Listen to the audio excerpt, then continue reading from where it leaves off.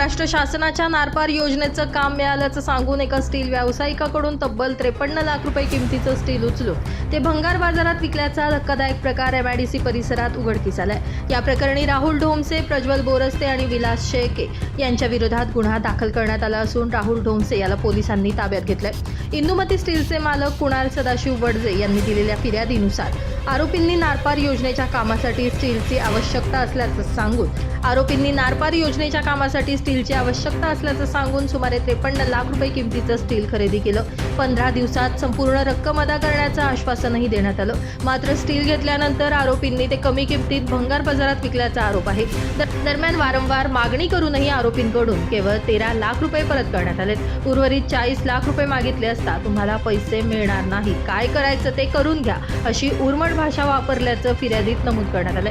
या प्रकारामुळे व्यावसायिक क्षेत्रात खळबळ उडाली असून एमआयडीसी पोलिसांनी तात्काळ कारवाई करत राहुल ढोमसे याला ताब्यात घेतले।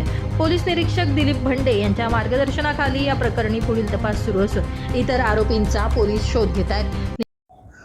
एमआयडीसी पोलीस ठाणे गुन्हा नंबर 15/2026 भारतीय न्याय संहिता कलम 318(4), 351(2), 35 प्रमाणे दाखल असून सदर गुन्ह्यातील फिर्यादी कुणाल सदाशिव वडजे यांना सदर गुन्ह्यातील अटक आरोपी राहुल ढोमसे, प्रज्वल बोरस्ते व इतर यांनी त्यांना महाराष्ट्र शासनाच्या नारपार योजनेचे कंत्राट मिळाले असे खोटे सांगून त्यांच्याकडून स्ट्रक्चरल स्टीलची खरेदी करून फसवणूक केली आहे। त्यामध्ये राहुल ढोमसे यांना अटक करण्यात आली असून प्रज्वल बोरस्ते हे फरारी असून त्यांना अटक करण्याची तजवीज ठेवली आहे।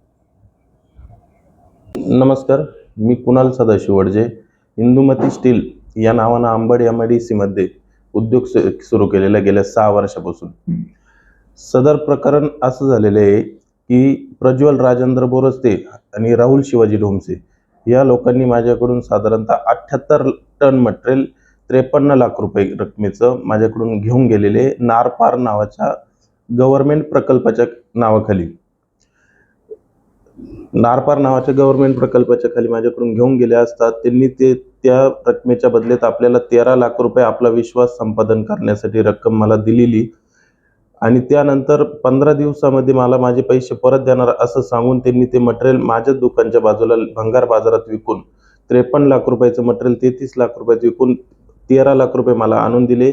हे माझ्या लक्षात आल्यानंतर मी पोलीस स्टेशनला धाव घेतली। तिथे API भंडे साहेब यांनी मला सहकार्य करून माझा गुन्हा दाखल करून घेतला आणि सदर व्यक्तींवर कारवाई चालू आहे। त्यामध्ये राहुल शिवाजी ढोमसे याला अटक करण्यात आली असून प्रज्वल राजेंद्र बोरस्ते हा फरार आहे, पण त्याला हा गेल्या 1 महिन्यापासून फरार असून त्याला लवकरात लवकर अटक करण्यात यावी ही माझी पोलिसांना कळकळीची विनंती।